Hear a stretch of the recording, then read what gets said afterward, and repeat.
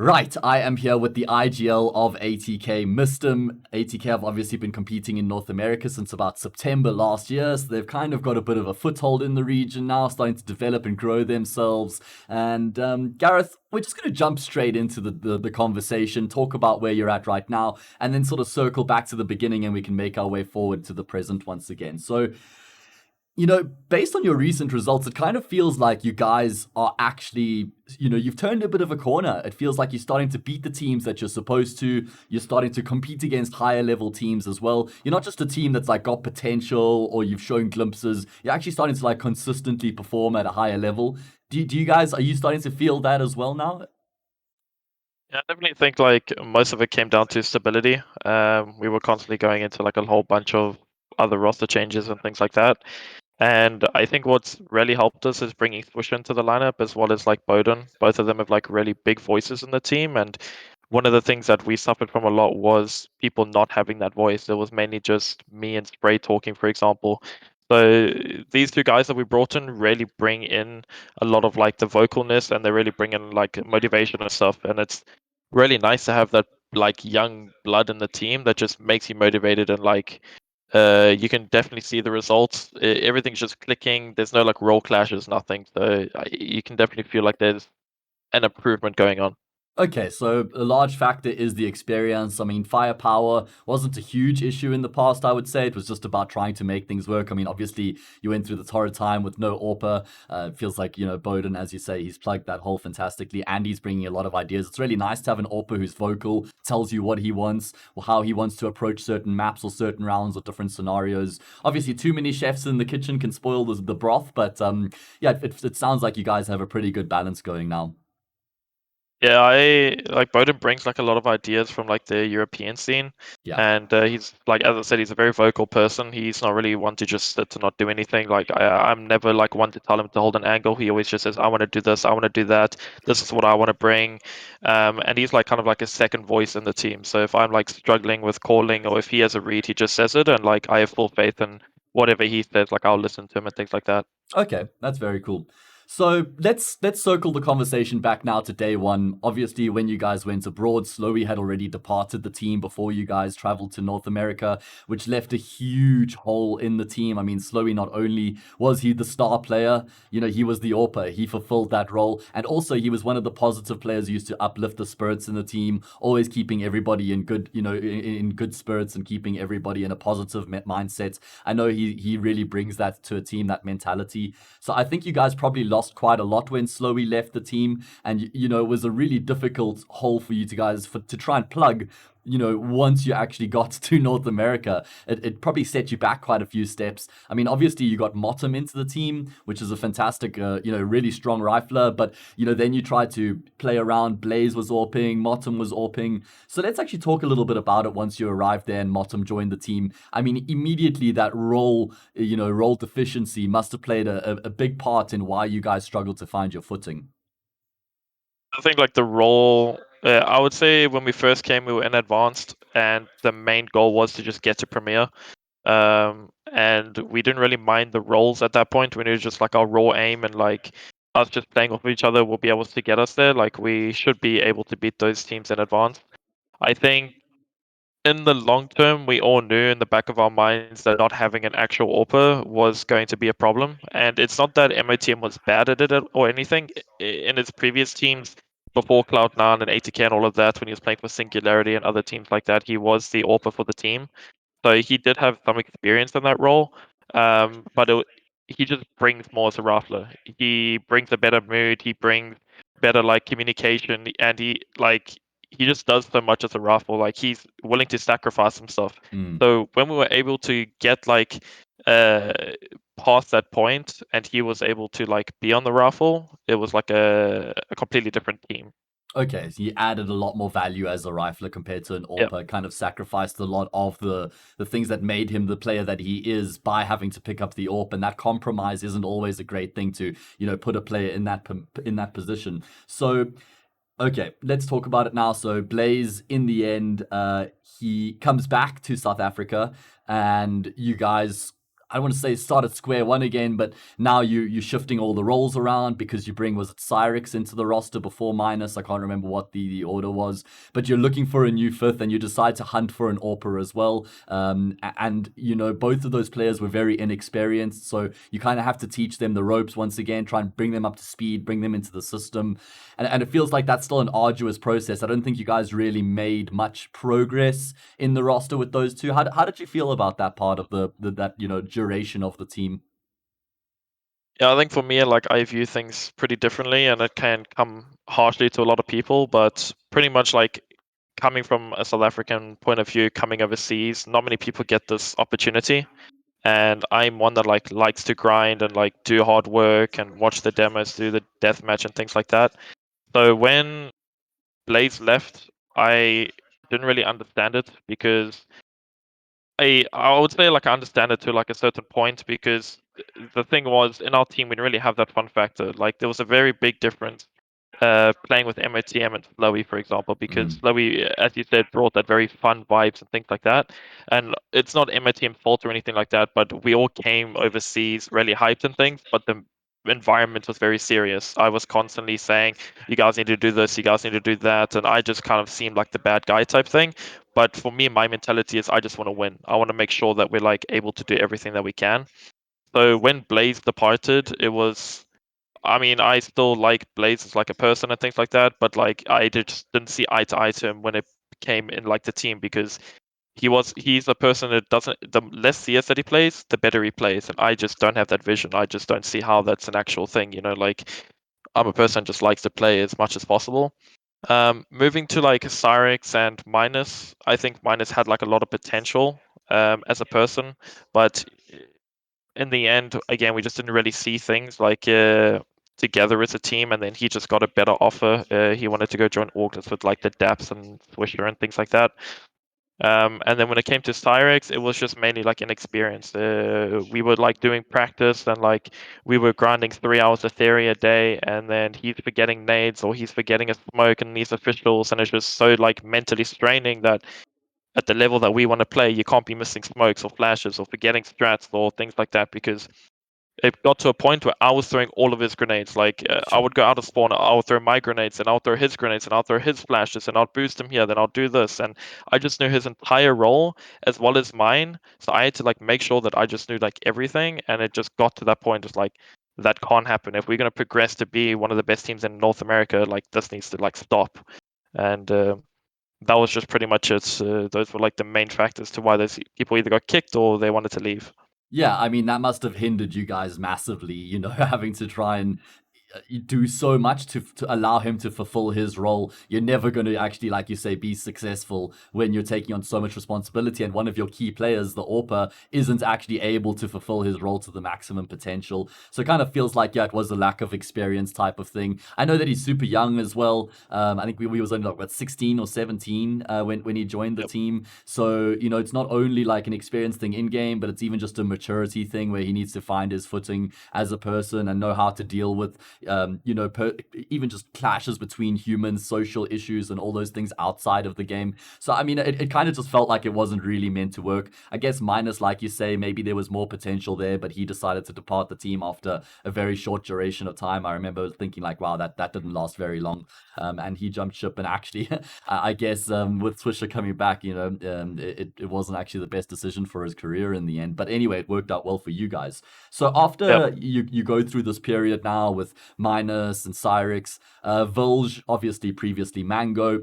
He then follows Blaze. He departs the team, comes back to South Africa. It kind of seemed like it was dressed up as like he's taking a break, and it's not a Yep. guarantee that he's leaving the roster full time. He's coming back to South Africa. I from the outside at least, I didn't know if it was like a short term or a permanent thing. So talk us a bit through that, where Vilge decided to leave the team. Was that maybe because of the instability with the roster, and he had just like got a bit fed up?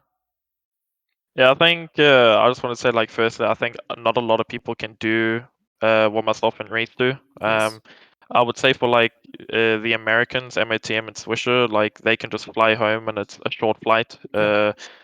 They aren't really, my flight for myself and Reese is like 30 to 40 hours. So Yeah. it's a very long flight and it's expensive. Yes. So you kind of have to make the decision of like you can't just go home when you want. You Yeah. need to be mentally strong enough to be able to do what we do.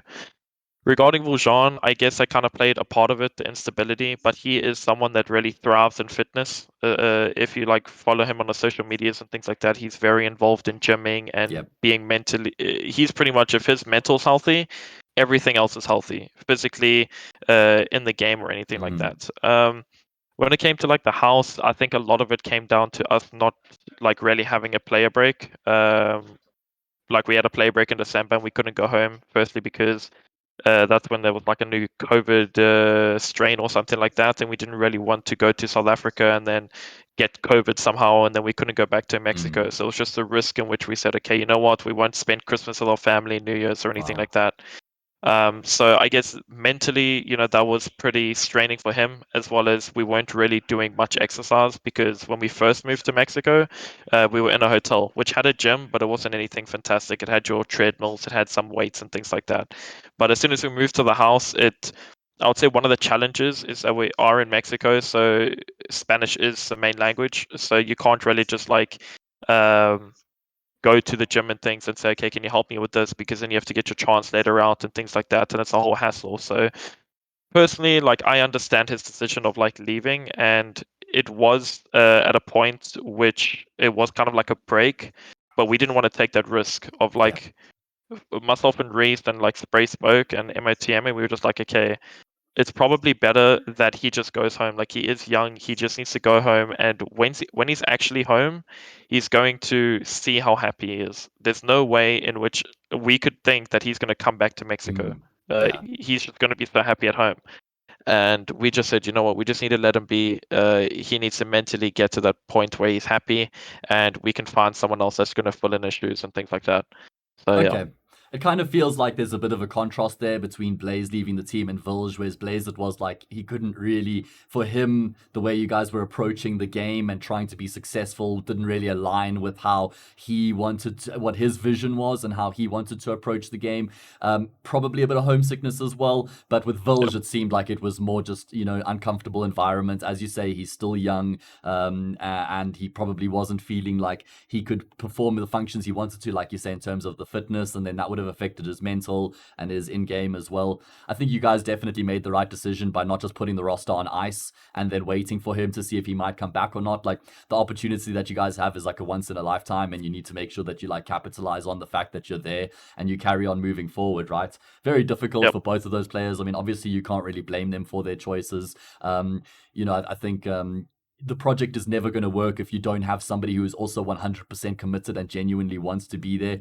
For both parties, it actually makes more sense to separate and continue making your way forward. I mean, as you said, people aren't necessarily capable of doing what you and Fady are doing right now. Like, you guys are just yep, beast moding, the level of commitment that you have and the amount of sacrifice that you guys are making to realize this dream is an incredibly difficult path to go down, and it takes a huge amount of commitment and sacrifice, like I said. So big props yep, to you guys, but you can't hold it to somebody if that's just not the way that they want to live their life, I suppose. So yeah, I mean, that all makes sense. That's fair enough. I guess they would have learned a lot about themselves and about Counter-Strike through this journey as well. for You, sure. you never know if you don't give it a try, and at least they had a crack at it, and saw that it probably wasn't for them. Whereas if you just don't go all together, you'll always have that thing in the back of your mind, like, did I make a mistake? Was it for me? Was it not? So I think it's better that they at least gave it a try. So once Volge leaves the team, you guys end up again now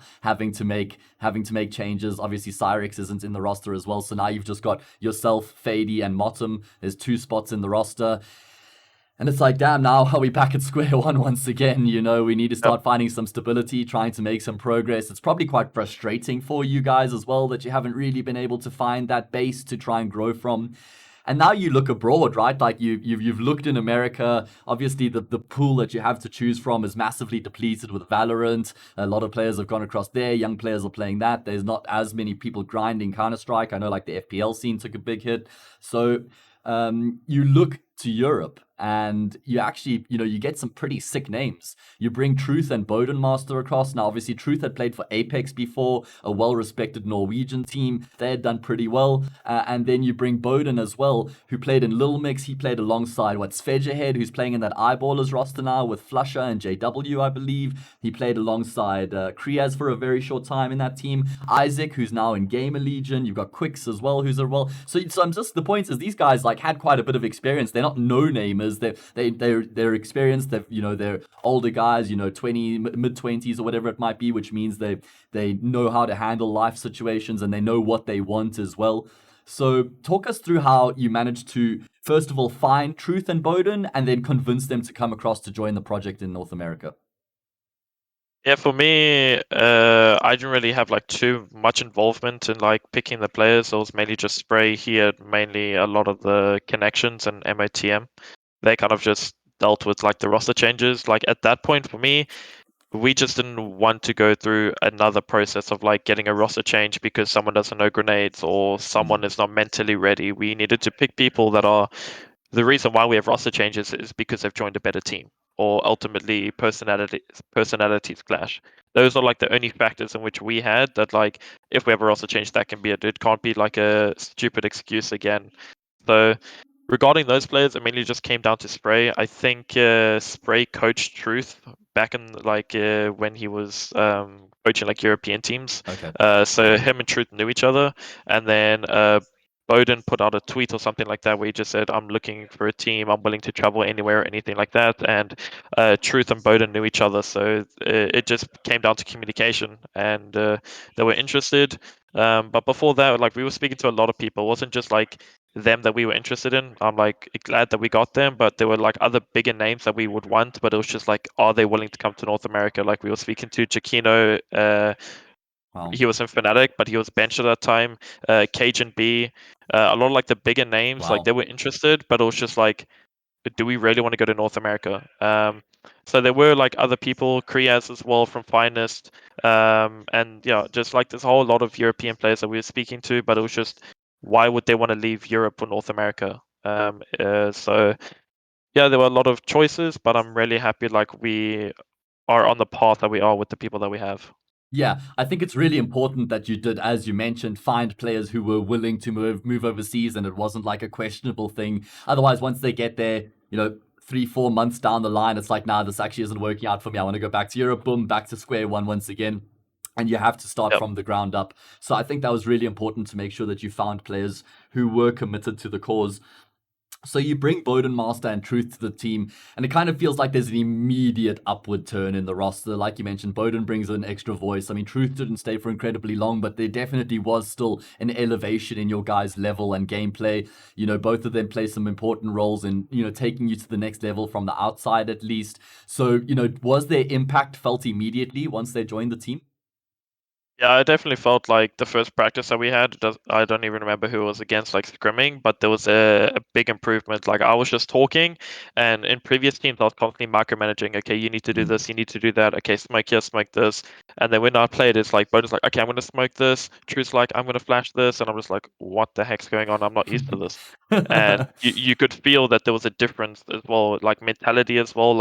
They just said the schedule that we had, because our main schedule when we had the South Africans and the Americans was playing at 12 o'clock, and we'll do 3 hours of theory up until 3. We'll have a break, and then we'll play 4 scrims.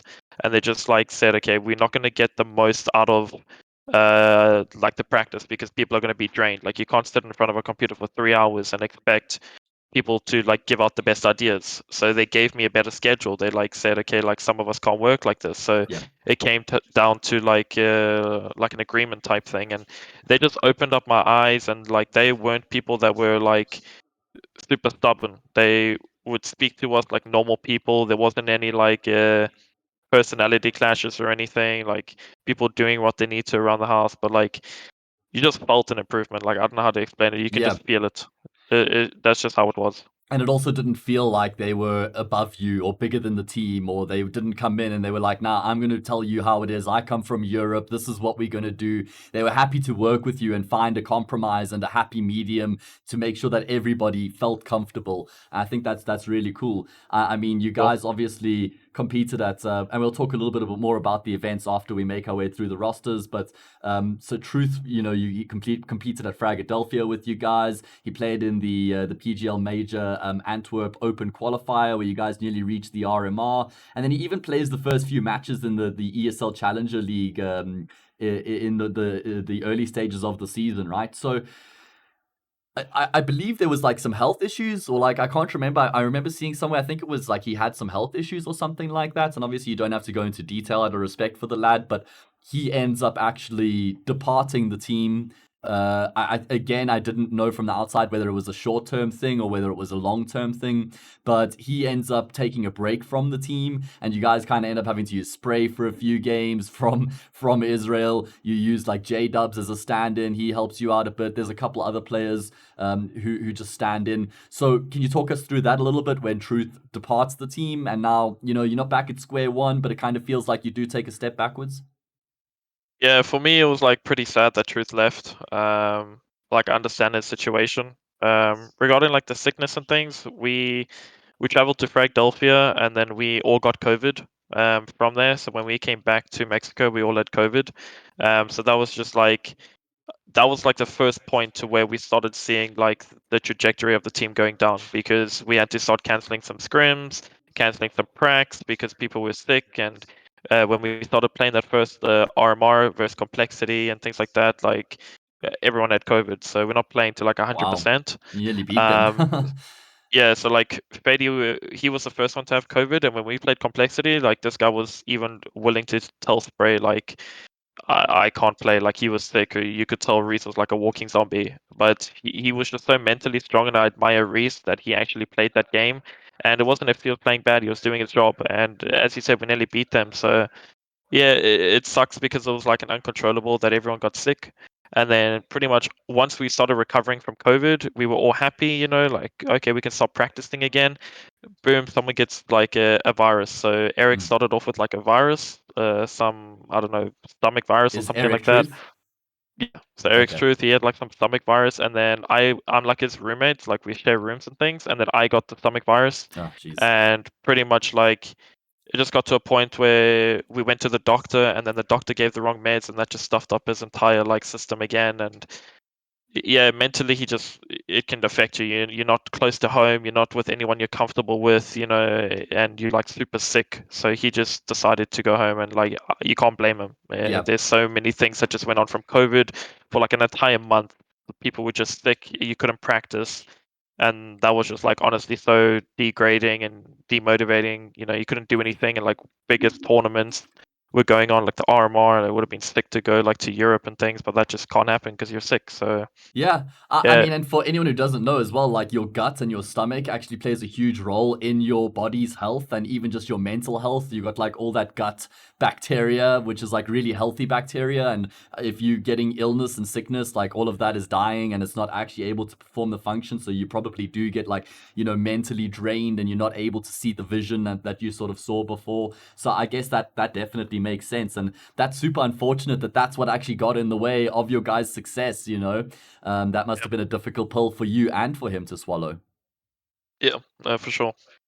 Okay, so after Truth decides to go back to Norway, assuming that's where he lives, I know that's where he's from, Yep. you guys then add Swisher to the team. Now, obviously, Swisher's a well-known player from the region, used to play for Bad News Bears. Then he was even a part of that Orgless project that you mentioned. Minus joined alongside Daps, alongside Kusta, massive names in the North American region. Obviously, Swisher, very respected from that time in Bad News Bears, where they had some great results, lots of upsets, lots of potential turning heads. I mean, they were obviously the team who didn't have any financial support. They were orgless the entire time, and they were still grinding, working super hard, putting up great results and playing for the love of the game, which I feel like is actually super aligned to the South African mentality, where you're not playing for money, you're not playing for fame, you're playing because you love Counter-Strike. And so, to go over to North America and find somebody who has a very similar mindset and mentality, that must have been quite refreshing for you guys. Yeah, for sure. I mean, Mike or Swish has been one of the best additions we've had, if not the best, throughout everyone that we've added, other than Bowden. He just kind of like brings the sense of like calmness, and he's also like someone that brings a lot. Like I would just look at him, and this guy's always playing Counter Strike, or he's streaming, or he's doing something. I never once have to tell him, okay, Mike, like you're not doing work, or Hmm. you're not putting in the work. It's just naturally comes to him, and he's a very determined person. Doesn't matter what it is. Like for example, he was trying to format my computer, and then something wasn't working, and this guy sat for 3 hours trying to fix my computer. Yeah. And that's just like things that he does in Counter Strike. Like doesn't matter what it is, if he's trying to find a smoke or anything like that, he always just brings things to practice. And I admire the like mentality that he had during like Bad News Bears. As you said, a lot of people move to Valorant, or people like stop playing because of the money, but this guy would play FPL and get money through that way, or he would stream and get money through that way, and he did everything in his power to make sure that he could stay in Counter Strike. So that was like one of the biggest things, and it just makes like life really happy for us, I guess, because he just brings so much to the team. Yeah, I mean, his love and his commitment to the game and his commitment, by the sounds of things, in general, make him a really awesome person to just have around. He's not someone who's just going to like throw in the towel once things get a little bit difficult, or, give up once things aren't going his way. He's got a huge amount of determination behind him, and that must be really Yep. motivating for you guys as well, especially the likes of, like you were saying, yourself and Fady. Like, that's what you're there. That's your mentality. That's why you're doing this right now and pushing through all the challenging times, making so many sacrifices and compromises. And now you've got somebody who's actually matching that energy. Obviously, not in the same sort of departments, but he's there to, make sure that he's giving it his all as well. So you and Fady, as the South Africans, you kind of feel like you're at least you're being done justice by bringing this player into the team, because he's also putting in that full amount of commitment. So I feel like that must have been really rewarding for you guys and actually motivating for the entire team.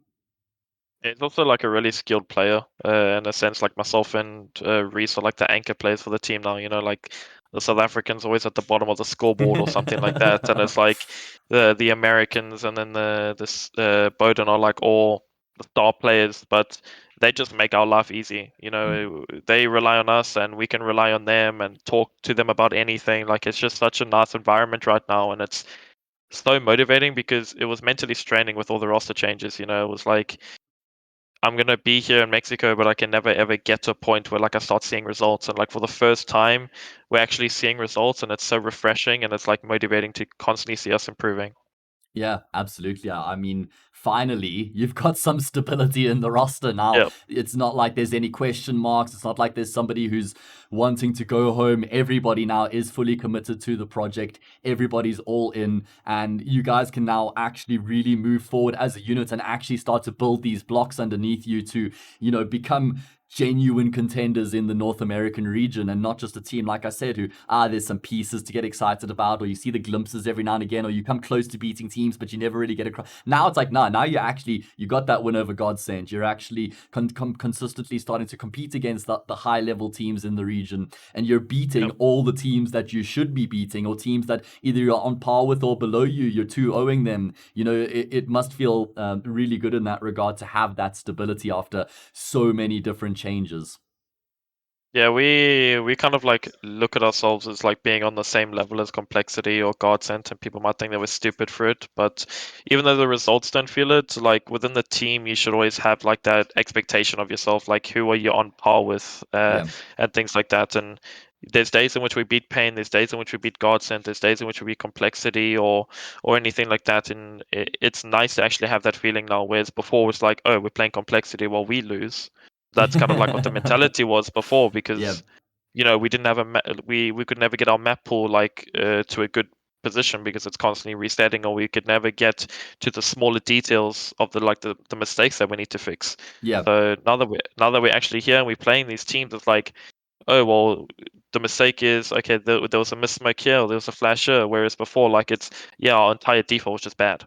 Yeah. That was like the contrast of mistakes that are happening now to back in the day, Much or smaller a few things. months. Yeah, much smaller things that require tweaking, and much easier things to fix to keep, those small percentages instead of being so far behind. And like you said, not mentally writing yourself off before you get into a game, like what teams Yep. used to do in South Africa against you, against ATK. Like, oh, well, we're playing ATK. Obviously, we're competing for second now because they're in the event. You guys are Yep. now, oh, you were on the flip side of that coin where it's like, well, shit, we're playing Complexity, we're playing Godsend. Obviously, this is just, we're going to get banged out the server. Let's see see what we can we get double digits or something. But that's the wrong mentality completely. Words are Yep. spells. If you say you can't do something, you definitely won't be able to. Not to say if you can do something, it's a guarantee you will be able to. But if you write yourself off, then there's absolutely no chance of actually being able to accomplish it. So let's shift the conversation now to talk a little bit about the events, and we can see how you guys have actually Sure. progressed. So I mean, you guys, the events you've been actually qualifying for some closed qualifiers now for some big events, and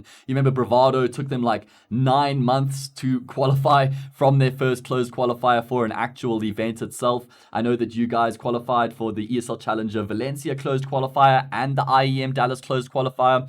Both times you failed to reach the main event, but you're clearly making marked steps forward and making progress in starting to compete for these spots at the big events.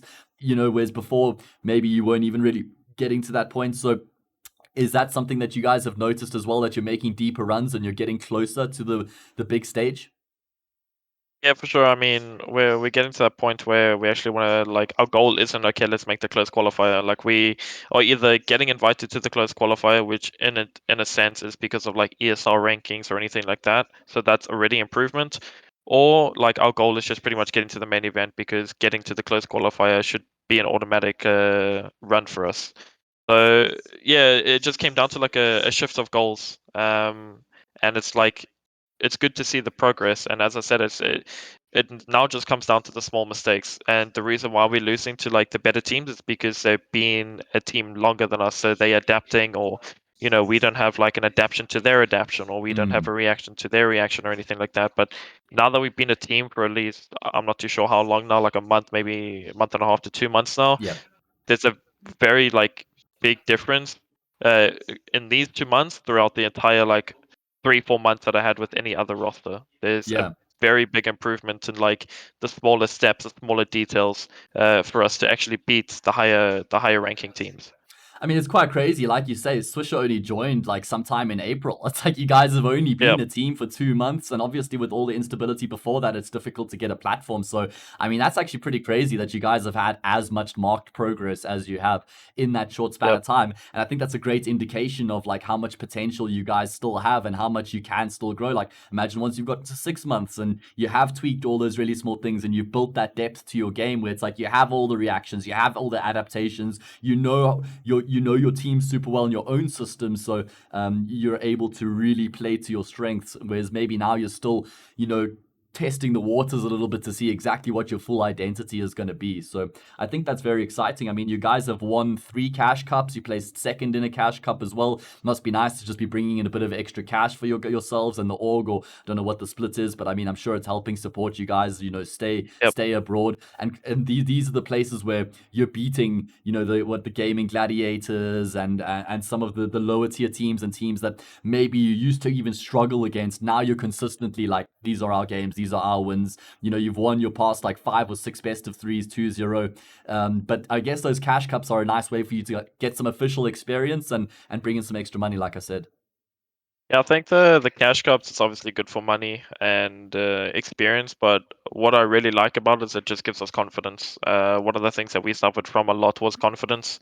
And these cash cup wins, we should never be losing to the teams that we play in the cash cup. So it's good that we're actually beating them, and it's not like a 2-1 or a Mm. close game. It's normally just a 2-0. So it's nice to just take those wins away as a confidence booster, knowing that we can do it. And that's all it is. It's the mentality of we can. Yeah, absolutely. Like, you're actually elevating your guys' own personal standard to the next level now. It's not like, oh, this is going to be a rough one or a tough game. It's like it's the opposite of the mentality of like, oh, we don't stand a chance because this is complexity or godsend. Now you're like, nah, we've got this one in the bag. It's already Yep. pretty much a done deal because of the level of the competition, which is going to exude confidence. It's going to mean that positive mindset and mentality is going to allow you to perform at that higher level and start to see yourself, as you say, competing against the next echelon of teams. I mean, Yep. you performed pretty well at Fragadelphia as well. Probably felt like you could have won that event though, right? To be fair.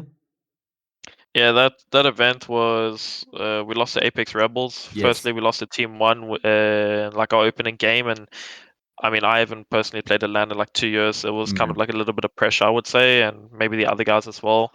So yeah, I guess the first game just came down to pressure, and then as we progressed, we obviously beat the teams that we should be beating, and then we meet Apex Rebels, which is this EU team, and we weren't scared of them or anything. We were like scrimming them beforehand, and like we were always beating them and things.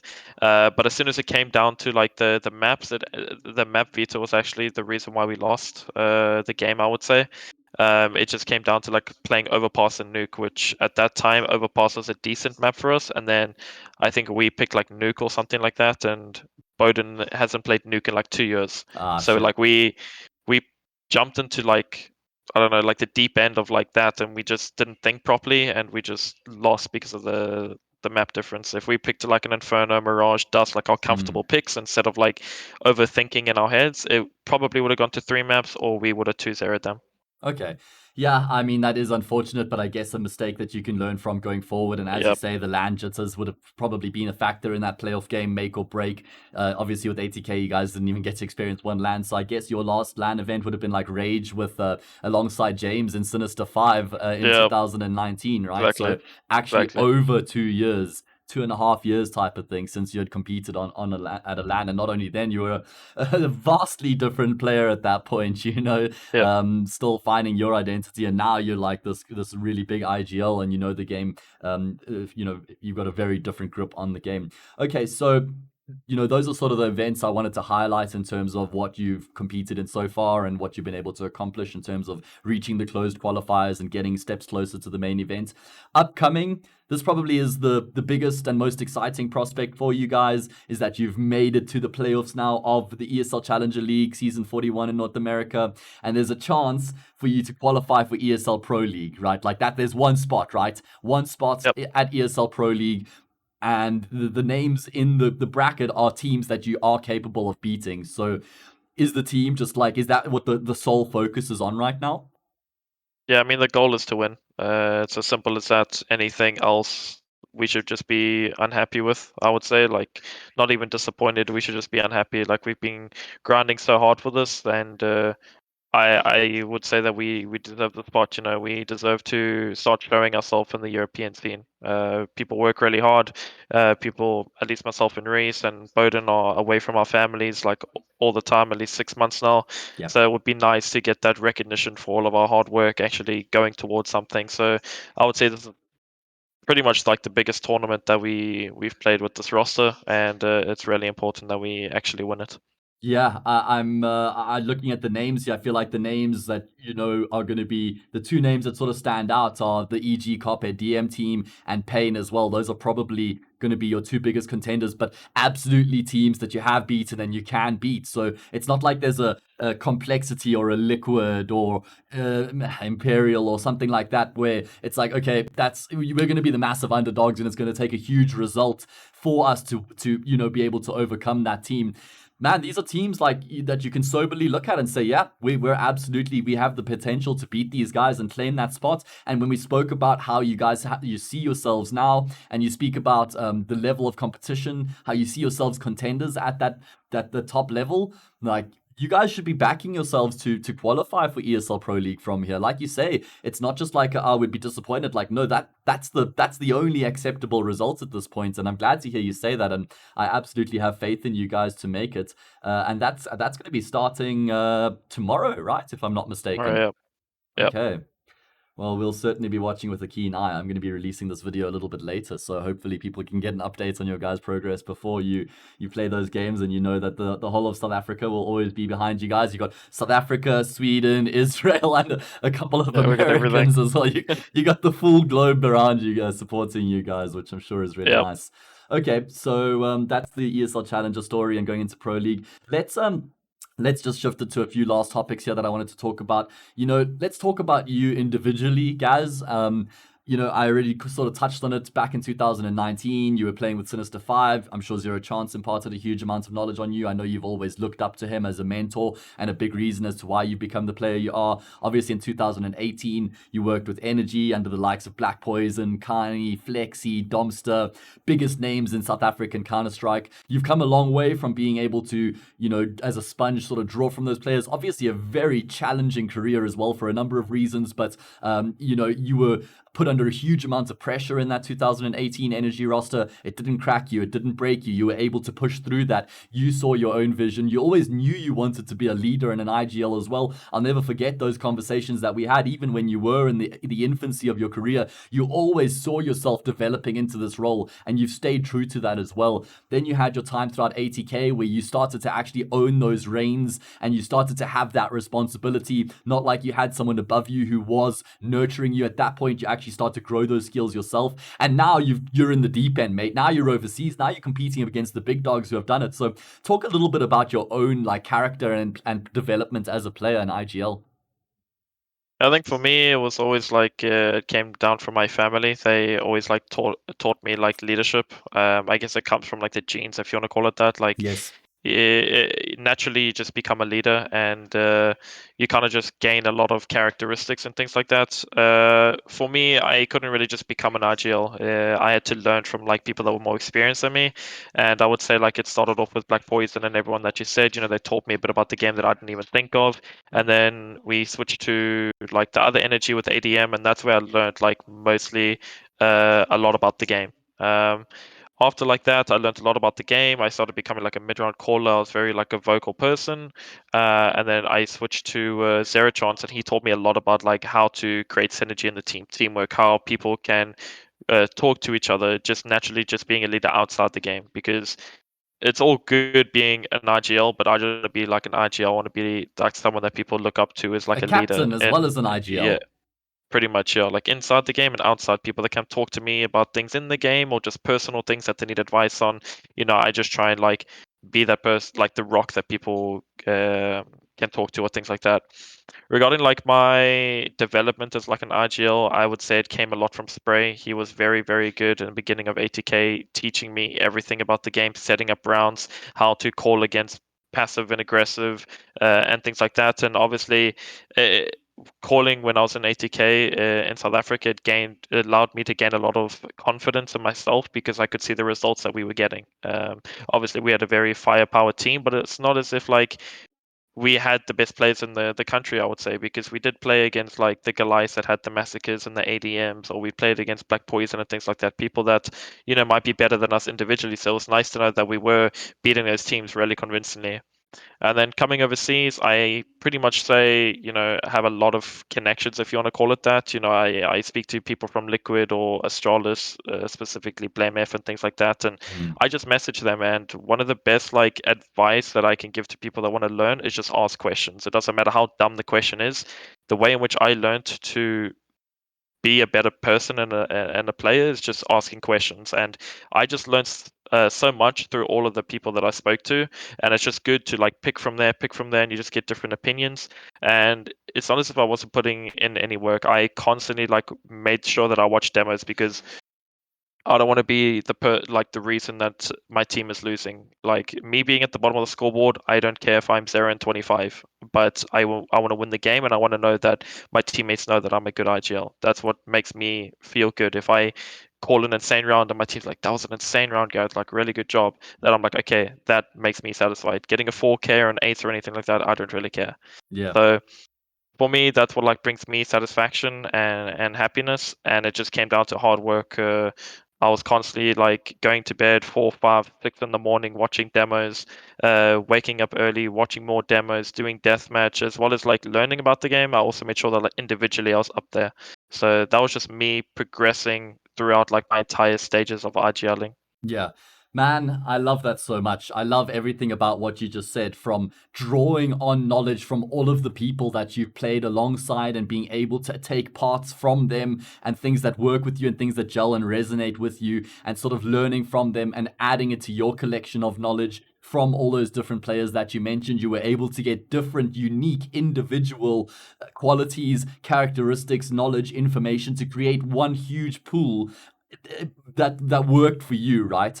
Um, Yep. And I'm really glad, another amazing point that you made there was asking questions. And that's not only being an IGL, that's everything in life, mate. Like, we've kind of created this mentality of like shaming people for asking questions in life because you make them feel dumb or ignorant or stupid. And we kind of make them feel like, oh, well, I don't want to ask that because I don't want people to, think less of me or whatever. But there's no shame in asking questions and trying to grow and Yep. develop yourself. Put yourself out there, admit you don't know something, speak to the people who you think can help you. Reach out to people who have been in these positions and have grown through them and gotten to the next level. And so I think that's really inspirational and something that you can just apply as like a blanket philosophy in life, not only learning to be an IGL. Ask questions from people around you who have been there and done that. And on top of, as you said, putting in all the hard work yourself, and you've got that natural leadership. It's not like a person can just choose to be a leader. It's got to be something that people are drawn to, naturally inclined to. As you say, there's a lot more to being a successful IGL than just being somebody who knows how to call around. You need to be someone people can confide in. You need to be a rock. You need to be mentally stable. There's so many other characteristics, and that's why I threw in there an IGL and a captain, because I feel like those are two different roles, but you can certainly Yep. combine them into one sort of mentality. And there was something else I wanted to say, but it's left my mind now. So either way, man, like, I'm really glad to hear you say all of those things. I'm super proud of you as well to see the journey that you've come. You always had the vision, you always had the self-belief, and now you've been able to realize all that potential and reap the rewards for all your hard work, guys. And it's a Yep. beautiful story, man. But the story still has a lot left to be written, and it's super exciting to see where you guys are going to be taking things, man. Yeah, I appreciate that. I think like you just gotta find like your passion from the beginning. Ever since I touched Counter-Strike, I was probably 13, 14, and I just knew that I needed to go overseas. It was kind of like a need, something that I knew was going to happen. It doesn't matter when it was going to happen. I just knew it was going to happen. And we're coming from South Africa, which is a place that doesn't have a lot of opportunities, but opportunities like don't come to you. You need to go and get them.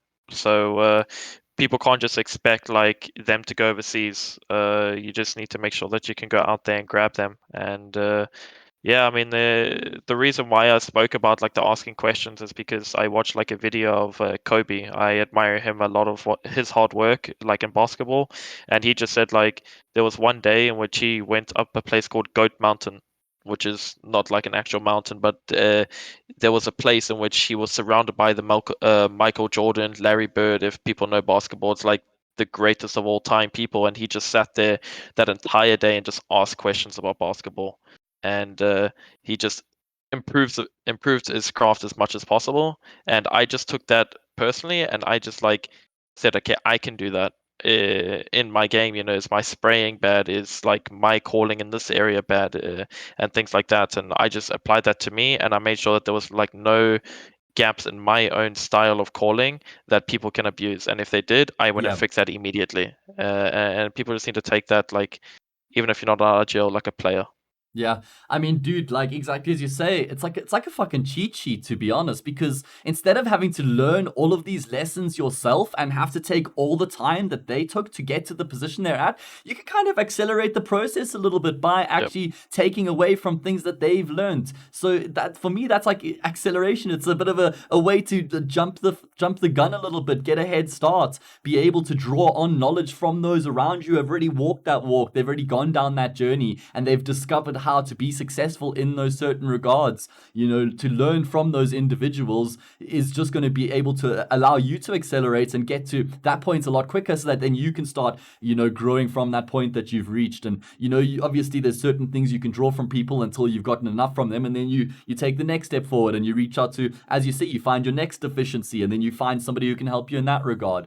And I think that's awesome, man. And I'm really glad that you've lent into that. And I'm not surprised that you've been Sure. able to find so much success because of that. So, yeah, last sort of thing I want to talk about is just the future for ATK. I mean, obviously, you guys peaked at 38th best team in the world, which must have been a huge feat for you guys to break into the top 40. I mean, I'd imagine that was a really good feel. I mean, since the recent rankings, you've gone back to 43, but I mean, you guys are right up there now. You're being seen as serious contenders. So what's the goal for you guys from here, man? I think just mainly keep grinding, playing and getting better as a team. Obviously, every single tournament that comes, we want to win. There isn't really a tournament, even if it is among the tier one teams. It's going to be to win the tournament. That's just like the mentality that we have in the team. It's not to improve or get better. It's we want to win everything. And it always been like that. Doesn't matter how small, how big the tournament. We want to do that, and I guess kind of that just comes from we don't want to ever be in the mentality of we could have done more. For example, these playoffs, like we don't want to be sitting here and saying, okay, well, I could have done more demos, I could have done more DM. People are doing everything that they can, and we just never want to have that mentality. And that's just one thing that I would say Spray has drilled into us: is make sure that you do everything that you can. Never ever feel that you're sitting there and you could have done more, because that's Yeah. worse than feeling that you've lost the game. Yes. Um, so I would say the goal is just win everything.